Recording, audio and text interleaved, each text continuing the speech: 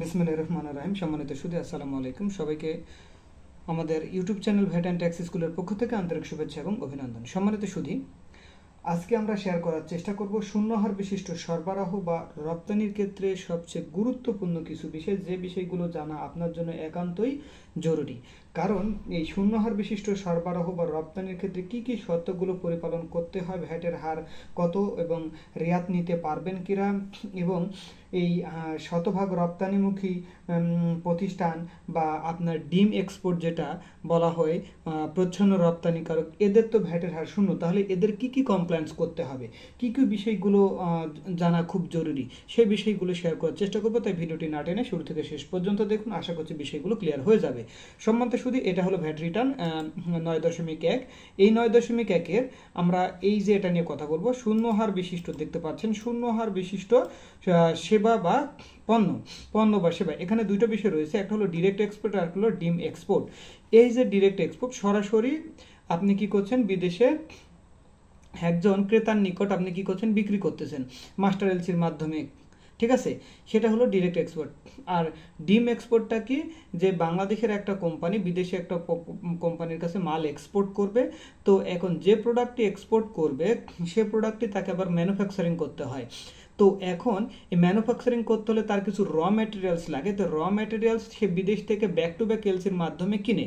আচ্ছা, এখন back to back এলসির মাধ্যমে কিনতে পারে, অথবা বাংলাদেশের মধ্য থেকেও সেবাটা বা পণ্যটা সে সরবরাহ গ্রহণ করতে পারে বাংলাদেশের কোনো কোম্পানির কাছ থেকে। এখন বাংলাদেশের কোনো কোম্পানির কাছ থেকে কিনলেও বা মাল সাপ্লাই নিলেও তাকে ফরেন কারেন্সিতে মানে পেমেন্ট দিতে হবে। তাহলে এই যে ফরেন কারেন্সিতে পেমেন্ট দিচ্ছে বাংলাদেশের একটা কোম্পানি, মাস্টার এলসির ইস্যু করে, অর্থাৎ মাস্টার এলসির বিপরীতে, অর্থাৎ মাস্টার এলসি যে কোম্পানিটি পেয়েছে সেই কোম্পানিকে অন্য একটা ব্যাক টু ব্যাক এলসির মাধ্যমে যে মালটা সরবরাহ দিচ্ছে ফরেন কারেন্সির মাধ্যমে, সেটা হলো ডিম এক্সপোর্ট। এখন এই ডিরেক্ট এক্সপোর্ট এবং ডিম এক্সপোর্ট, অর্থাৎ সরাসরি রপ্তানি এবং প্রচ্ছন্ন রপ্তানি, দুইটা ক্ষেত্রেই কিন্তু ভ্যাটের হার শূন্য।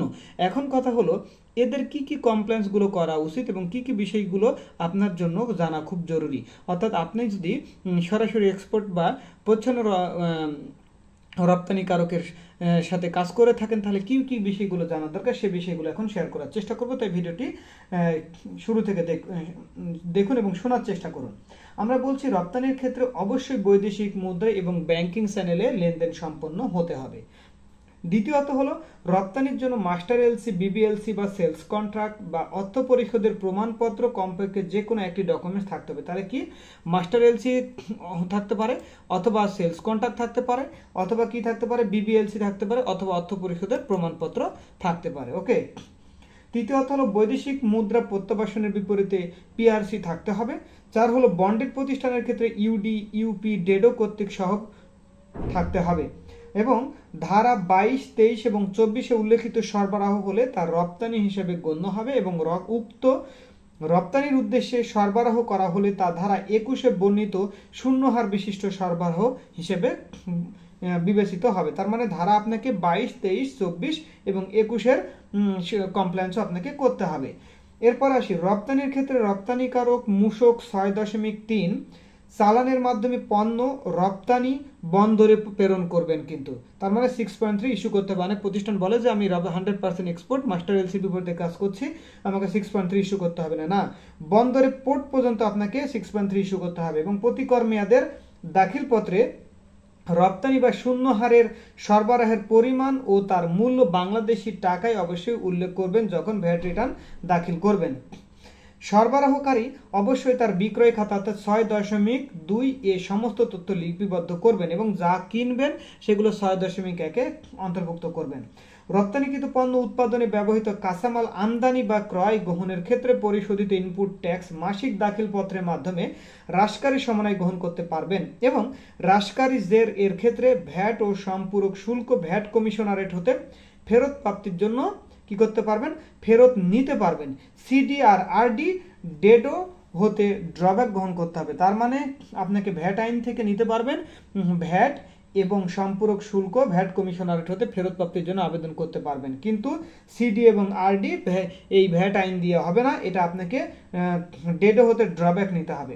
কোনো প্রতিষ্ঠানের যদি স্থানীয় সরবরাহ এবং রপ্তানি দুটোই থাকে, অর্থাৎ দেশের মধ্যে বিক্রি করে এবং বিদেশে এক্সপোর্ট করে, সেক্ষেত্রে রপ্তানিকৃত পণ্য উৎপাদনের জন্য ব্যবহৃত কাঁচামালের আলাদা রেজিস্টার রাখা খুবই দরকার। এতে করে কোনো কাঁচামালের বিপরীতে কি পরিমাণ রপ্তানি হলো বা তার ফেরত বা ড্রব্যাক নিতে চাইলে তার হিসাব করা সহজ হবে। প্রচ্ছন্ন রপ্তানির ক্ষেত্রে এই আইনের অধীন রপ্তানির জন্য প্রযোজ্য সকল শর্ত পরিপালন সাপেক্ষে শূন্য হারের সুবিধা পাবেন। যেটা আমরা বললাম যে প্রচ্ছন্ন রপ্তানি এর কি কি কমপ্লেন্স একই, মানে ডিরেক্ট এক্সপোর্ট এবং ডিম এক্সপোর্টের কমপ্লেন্সগুলো একই। পুনঃ আমদানির নিমিত্তে মেরামত, প্রস্তুত বা অন্য কোনো কাজে ব্যবহারের উদ্দেশ্যে রপ্তানি হলেও শূন্য হারের সুবিধা প্রাপ্ত হতে পারেন। এক দেশ হতে আমদানিকৃত কোনো পণ্য অন্য কোনো দেশে পুনরায় রপ্তানি করা হলেও আপনি রপ্তানির সুবিধা ভোগ করতে পারবেন। এবং পুনঃ রপ্তানির নিমিত্তে আমদানি করা হলে এবং তা কাজ শেষে ফেরত প্রদান করা হলে বা রপ্তানি করলে রপ্তানি হিসেবেই বিবেচিত হবে। আন্তর্জাতিক দরপত্রের বিপরীতে কার্যাদেশ প্রাপ্ত বাংলাদেশে নিবন্ধিত কোনো ব্যক্তি কর্তৃক বৈদেশিক মুদ্রায় স্থাপিত ঋণপত্রের মাধ্যমে বাংলাদেশের অভ্যন্তরে অথবা বাইরে কোনো পণ্য বা সেবা প্রদান করা হলে বিধি 18 ক-তে উল্লেখিত দলিলাদি বিভাগীয় কর্মকর্তার নিকট দাখিল সাপেক্ষে এবং তা আইনের ধারা 2 এর দফা 62 এর অধীন প্রচ্ছন্ন রপ্তানি বলে গণ্য হবে এবং উক্ত রপ্তানির ক্ষেত্রে শূন্য হারের সুবিধাপ্রাপ্ত হবেন। রপ্তানির ক্ষেত্রে রপ্তানিকারক প্রতিষ্ঠান সমূহ পূর্বের আইনে ডেটো হতে রপ্তানি পণ্য বা সেবা উৎপাদনে ব্যবহৃত উপকরণ ক্রয় বা আমদানিকালে পরিশোধিত উপকরণ কর, মূসক, সম্পূরক শুল্ক, সিডি, আরডি ইত্যাদি ড্রব্যাক গ্রহণ করতে পারতেন, কিন্তু বর্তমান আইনে রপ্তানিকারক প্রতিষ্ঠান সমূহের উক্ত উপকরণ করের মধ্য হতে শুধুমাত্র মূসক এবং সম্পূরক শুল্ক, মনে রাখবেন মূসক এবং সম্পূরক শুল্ক বর্তমান মূল্য সংযোজন কর সম্পূরক শুল্ক আইন 2012 এর ধারা 68, 69, 70 এবং মূল্য সংযোজন কর সম্পূরক শুল্ক বিধিমালা 2016 এর বিধি 52 এর আওতায় ফেরত দেওয়ার বিধান রাখা হয়েছে। তার মানে আপনি ভ্যাট আইন দিয়েই আপনি ভ্যাট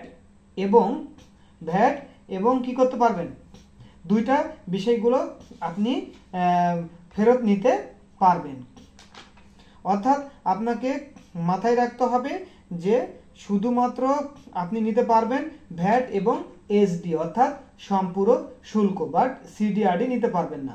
বিধায় উল্লেখিত করসমের মধ্যে সিডি এবং আরডি আগের মতোই যে কাস্টমস অ্যাক্ট 2000 আগে ছিল 1969, পরবর্তীতে যে 2023 এর আওতায় ডেডো ড্রব্যাক গ্রহণ করতে হবে এবং মূসক ও সম্পূরক শুল্ক মূসক কমিশনারেট হতে দাখিল পত্রের মাধ্যমে আবেদন করে ফেরত নিতে পারবেন। তবে রপ্তানিকারক প্রতিষ্ঠান সমূহকে হ্রাসকারী সমন্বয় গ্রহণ করতে হবে এবং এর ফলে দাখিল পত্রে ঋণাত্মক জের সৃষ্টি হবে এবং 6 কর মেয়াদের শেষে বা মেয়াদ শেষে উক্ত ঋণাত্মক জের দাখিল পত্রে আবেদনের মাধ্যমে ফেরত নেওয়া যাবে। তবে রপ্তানির পরিমাণ 50% বেশি হলে এবং জের এর পরিমাণ যদি 50,000 টাকা বেশি হয় তাহলে জের টানা ব্যতি রেখে পরবর্তী কর মেয়াদে আপনি ফেরত গ্রহণ করতে পারবেন। এবং ধারা 46 যেটা আয়কর মানে রেয়াতের যে ব্যাপারটা, তো 46 এর 1 এর ঠ মোতাবেক উৎপাদনকারী ব্যতীত, প্রথম খোলা হলো উৎপাদনকারী ব্যতীত অন্যান্য ক্ষেত্রে 15% হার ব্যতীত অন্যান্য যে হার রয়েছে, ধরেন 5%, 7.5%, 10% হারের উপকরণ কর রেয়াত নেওয়ার বিধান রাখা হয়নি। সুতরাং রপ্তানিতে ব্যবহৃত উপকরণের ক্ষেত্রে শূন্য হারের সরবরাহ হলেও উপকরণ কর রেয়াত গ্রহণ করা যাবে। অর্থাৎ দুইটা ক্ষেত্রে রেয়াত গ্রহণ করা যাবে, সেটা হলো 15%, আরেকটা হলো 0% বা শূন্য হারের বিশিষ্ট সরবরাহ হলেও আপনি রেয়াত গ্রহণ করতে পারবেন।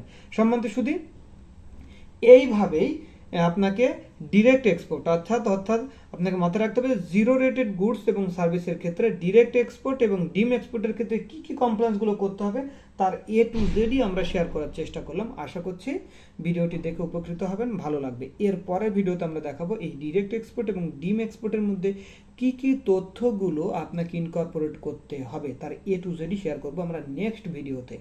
তাই এরকম ভ্যাট, আয়কর, কাস্টম, সাপ্লিমেন্টারি ডিউটি অর্থাৎ আপনাকে প্রফেশনাল যে প্র্যাকটিসের সাথে রিলেটেড যে ম্যাটারগুলো ধরেন ট্রেড লাইসেন্স, টিন, বিন, ট্যাক্স, ভ্যাট, কাস্টমস, হ্যাঁ, এই বিষয়গুলো জানতে আমাদের ইউটিউব চ্যানেলকে যদি এখনও সাবস্ক্রাইব করে না থাকেন তাহলে অবশ্যই সাবস্ক্রাইব করে নেবেন এবং বেল আইকনটা অন করে নেবেন।